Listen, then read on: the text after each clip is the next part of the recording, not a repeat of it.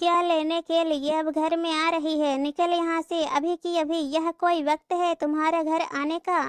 नौकरी करती हो तो इसका मतलब यह नहीं है कि जब अपनी मर्जी हुई तब मुंह उठा करके चली आई। जो समय है उसी पर आना पड़ेगा, नहीं तो अपना बंदोबस्त कहीं और कर लो। सास मीनाक्षी जी बहू सुनंदा पर चिल्लाते हुए बोली। उनकी इस चिल्लाहट को सुनकर सुनंदा के पैर मेन गेट पर ही रुक गए। कहाँ तो दरवाजा खोलकर अभी अंदर ही प्रवेश किया था, घर में तो आ ही नहीं पाई थी, और इतनी जोर की चिल्लाहट सुनकर अपने आप पैर वहीं ठिठक गए।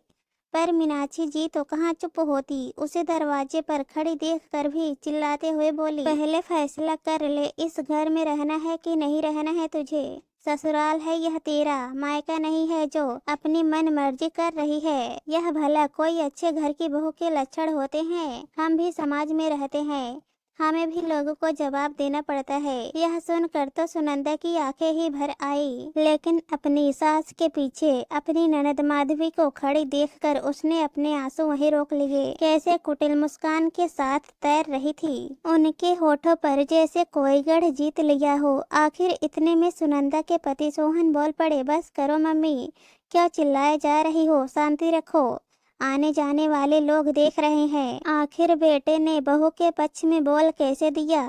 अब तो चिल्लाने की आवाज और तेज हो गई। अभी तक तो आए गए लोग ही सुन रहे थे, अब तो पड़ोसी भी बाहर निकल कर आ गए। हाँ बेटा, अपनी ही पत्नी का पक्ष ले ले, माँ तो अब दिखती ही नहीं है। एक माँ 9 महीने अपने बच्चे को पेट में रखती है और पाल पोस कर बड़ा करती है, इसी दिन के लिए कि ओ अपनी पत्नी के सामने अपनी माँ को बेइज्जत करे। मेरा चिल्लाना दिख रहा है, लेकिन अपनी मैडम का लेट आना नहीं दिख रहा। अरे मम्मी, वो सिर्फ आधा घंटा ही तो लेट है, नौकरी करती है, कई बार ऐसा हो जाता है। आप बात का क्यों बतंगड़ बना रही हो? और ऐसा क्या बेइज्जत कर दिया मैंने आपको? शांति पूर्वक ही तो कहा है कि शांत हो जाओ, सोहन समझाते हुए बोला। हाँ, चढ़ा ले अपनी पत्नी को सिर पर, तू ही उसके नखरे उठा, मुझे कोई शौक नहीं है उसके नखरे उठाने का। मेरे घर में रहना है तो टाइम से आना पड़ेगा, और इतना ही डर लगता है मेरे चिल्लाने से तो मेरे मन की कर दिया करो। मीनाक्षी जी चिल्लाते हुए बोली। उन्हें चुप न होते देखकर सोहन उठकर अंदर चला गया। सुनंदा भी चुपचाप सिर झुकाए अपने कमरे में आ गई। कमरे में आते ही आंखों से आंसू बाहर निकल ही आए। सिर्फ वो आधा घंटा लेट हुई थी, वो भी इसलिए कि स्कूल में अर्जेंट मीटिंग के लिए रोक लिया गया, और इसके लिए भी उसने सोहन को फोन लगा दिया था कि आज थोड़ा लेट हो जाएगा, पर फिर भी इतना कुछ हंगामा हो गया। मीनाक्षी जी के पति का काफी समय पहले ही देहांत हो गया था, लेकिन इस दुनिया से कुछ करने से पहले उन्होंने अपनी सारी जिम्मेदारियां पूरी कर ली थी। उनके 2 बच्चे थे, रोहन और माधवी, जिनकी शादी वो अपने जीते जी करवा चुके थे। यहाँ तक कि उन्होंने 3 कमरे का एक मकान तक बनवा दिया था, जो अब मीनाक्षी जी के नाम था, जिसका मीनाक्षी जी को बड़ा गुरूर था। उनका तो तकिए कलाम ही यही था कि मेरे घर में रहना है तो मेरे हिसाब से रहना पड़ेगा। माधवी सोहन से बड़ी थी, लेकिन बड़प्पन जैसी कोई बात ही नहीं थी।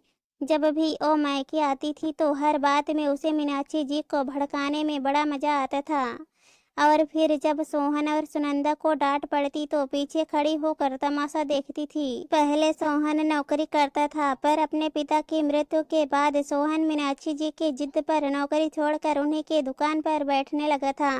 पर काम का ज्ञान न होने पर उसका काम अधिकतर मंद ही रहता था, पर घर के खर्चे तो हमेशा रहते ही थे। वो ना तो मंदी देखते थे, ना ही कुछ और। इस कारण सुनंदा ने एक स्कूल में 15,000 रुपए में नौकरी कर ली।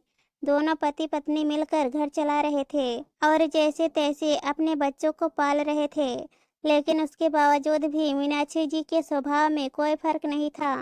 उन्हें तो बस अपना घर दिखता था और कुछ नहीं, इसलिए जब चाहे जैसे चाहे उन दोनों को लताड़ देती थी। हर रोज दुकान में भी जाकर बैठ जाती थी और फिर वहां भी शुरू हो जाती थी। उन्हें इस बात से भी फर्क नहीं पड़ता था कि घर के दरवाजे पर खड़े होकर वो चिल्ला रही हैं या दुकान में बैठकर चिल्ला रही हैं, और आने जाने वाले लोग उन्हें देख रहे हैं या छोटे बच्चों पर क्या असर पड़ रहा है।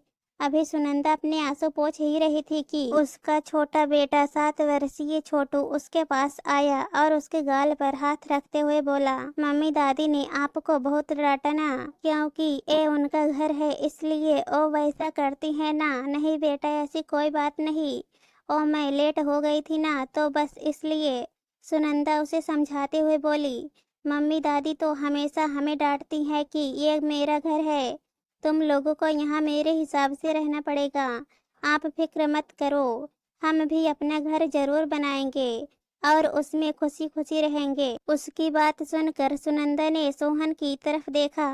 सोहन को भी समझ में आ रहा था कि आखिर उनके बच्चों पर कितना असर हो रहा है। सुनंदा ने जैसे तैसे बहला फुसला के छोटू को बाहर भेज दिया, पर जाते जाते वो सोहन को सोच में छोड़कर चला गया।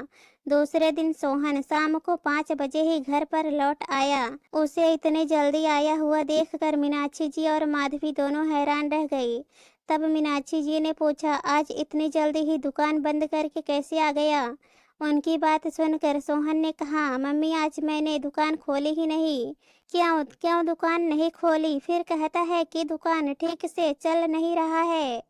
अरे जब खुद पूरा समय नहीं दोगे तो दुकान चलेगी कहाँ से? तुम्हारे पापा के टाइम पर तो कभी भी दुकान ठीक से न चलने की शिकायत नहीं हुई। उनकी बात सुनकर सोहन ने कहा, क्योंकि अब से मैं दुकान पर नहीं बैठूंगा। मैंने अपने दोस्त के जरिए एक कंपनी में नौकरी ज्वाइन कर ली है। कल से मुझे वहां जाना है। हाँ, तनख्वाह कम है लेकिन दुकान में जितनी कमाई होती है उससे ज्यादा ही है और आने वाले वक्त में वह बढ़ ही जाएगी। और फिर दुकान, उसका क्या? मीनाक्षी जी हैरान होकर बोली, दुकान के लिए मैं कोई लड़का अरेंज कर दूंगा जो दुकान पर बैठ जाएगा। सुबह शाम जाकर मैं देख लूंगा और अगर आपको वक्त मिले तो बीच बीच में आप देख लेना। वैसे भी दुकान ज्यादा दूर कहाँ है, पिछली गली में ही तो है और आप तो रोज आती हो। उसकी बात सुनकर मीनाक्षी जी कुछ कह पाती उससे पहले माधवी बोली, वाह, अब इस उम्र में मम्मी को दुकान पर बिठाएगा। अरे बीबी की कमाई कम पड़ रही थी जो मम्मी को भी दुकान पर बैठा रहा है। शर्माने की बात है, लोग तो अपने माता पिता को आराम देते हैं और तुम उन्हें ही काम पर लगा रहे हो। दीदी तुम बीच में ना ही बोलो तो अच्छा है। और मुझे समझाइश देने से पहले ये देख लो कि तुम्हारे भी ससुर अभी तक कमाते हैं। वह तो मम्मी से 12-13 साल बड़े हैं। तुम लोगों ने कौन सा उन्हें आराम दे दिया? और रही बात मम्मी की, तो मम्मी तो वैसे भी बीच बीच में आकर दुकान में बैठी रहती हैं, तो परमानेंट बैठने में क्या हर्ज है? सोहन ने माधवी को जवाब दिया तो वो चुप हो गई। पर मीनाक्षी जी चिल्लाते हुए बोली, बस कर, खबरदार मेरी बेटी को कुछ कहा तो ओ यहाँ अगर कुछ दिन रुकने आई है तो तू उसे सुना रहा है। अभी तो मैं बैठी हूँ यहाँ। और एक बात बता, दुकान पर लड़का बैठेगा तो उसकी तनख्वाह कहाँ से देगा? दुकान से इतनी तो कमाई हो ही जाएगी मम्मी कि उसकी तनख्वाह निकल जाएगी। वैसे महीने के उसे 7 से 8 हजार ही तो देने हैं। सोहन ने कहा, वाह बेटा, पैसे तो पेड़ पर उग रहे हैं ना जो उसे 7 से 8 हजार रुपए देगा। खुद तो खाने के मादे पड़े हुए हैं और लोगों को तनख्वाह दे रहा है। और किससे पूछकर तुमने इतना बड़ा फैसला ले लिया? भूल मत, ये घर मेरा है, यहाँ मेरे हिसाब से आपका घर। आपको मुबारक हो मम्मी। जिस तरह नौकरी देख ली है उस तरह किराए का मकान भी देख लूंगा। आप अपने घर में खुश रहो और अब हमें भी खुश रहने दो। अचानक सोहन ने हाथ जोड़ते हुए कहा। सोहन के ऐसा कहते ही घर में सन्नाटा सा छा गया। किसी को भी उससे इस तरह के जवाब की उम्मीद नहीं थी, लेकिन सोहन ने बोलना बस्तूर जारी रखा। कब तक बर्दाश्त करूं? जब देखो आप बस चिल्लाने से मतलब रखती हो। यह तक नहीं देखती हो कि सामने वाले के मन पर क्या बीत रही होगी। अब तो मेरे बच्चे भी कहने लगे हैं कि ये घर दादी का है, हमारा नहीं। तो मेरा बेटा है और अब तू अपनी माँ को छोड़कर चला जाएगा। अचानक मीनाक्षी जी अपनी आंखों में आंसू लाते हुए बोली। ये देखकर सोहन बोला, बेटा भी इंसान ही होता है मम्मी, शांति से जीने का हक उसे भी होता है। आपने जब जब जो कहा हमने वो किया। अच्छी भली नौकरी छोड़कर मैं पापा की दुकान पर बैठा, सिर्फ आपकी जिद के कारण कभी पलट कर आपको जवाब नहीं दिया। ना मैंने और ना मेरी पत्नी ने, लेकिन फिर भी आप हमेशा एक ही बात कहती रहोगी तो फिर क्या करूँगा मैं। आखिर सोहन ने कहा तो मीनाक्षी जी चुप हो गई। ना ही अब माधवी ज्यादा कुछ बोल पाई और ना ही वो, लेकिन उस दिन के बाद मीनाक्षी जी कभी भी इस तरह से चिल्लाई नहीं। अगर उन्हें कोई बात समझानी होती थी या डांटना भी होता था तो अंदर कमरे में ही डांटती थी।